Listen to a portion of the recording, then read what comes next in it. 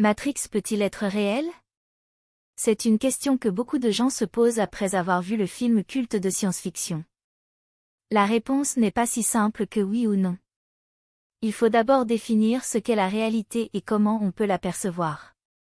Est-ce que la réalité est ce que nos sens nous renvoient, ou est-ce qu'il existe une réalité objective indépendante de notre observation? Est-ce que la réalité est unique ou multiple? Est-ce que la réalité est stable ou changeante? Si on suit le scénario du film, la réalité serait une simulation informatique créée par des machines pour asservir les humains et utiliser leur énergie.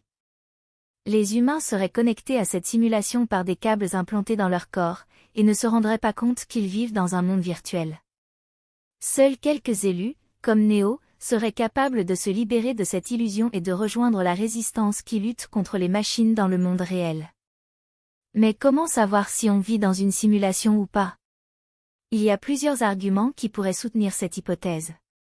Par exemple, le physicien Nick Bostrom a proposé que si une civilisation avancée pouvait créer des simulations très réalistes de ses ancêtres, il y aurait plus de chances qu'on soit dans une simulation que dans le monde réel. Ou encore, le philosophe René Descartes a douté de la fiabilité de ses sens et a imaginé qu'un génie malin pourrait lui faire croire qu'il existe alors qu'il n'est qu'un rêve.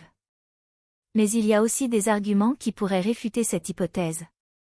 Par exemple, le mathématicien David Chalmers a suggéré que si on était dans une simulation, on pourrait observer des anomalies ou des bugs qui trahiraient la nature artificielle du monde. Ou encore, le physicien John Wheeler a proposé que la réalité serait influencée par l'observation et qu'on participerait à sa création par nos choix et nos actions. En conclusion, il n'y a pas de réponse définitive à la question de savoir si Matrix peut être réelle ou pas. C'est une question qui relève plus de la philosophie que de la science, et qui dépend de nos croyances et de nos valeurs.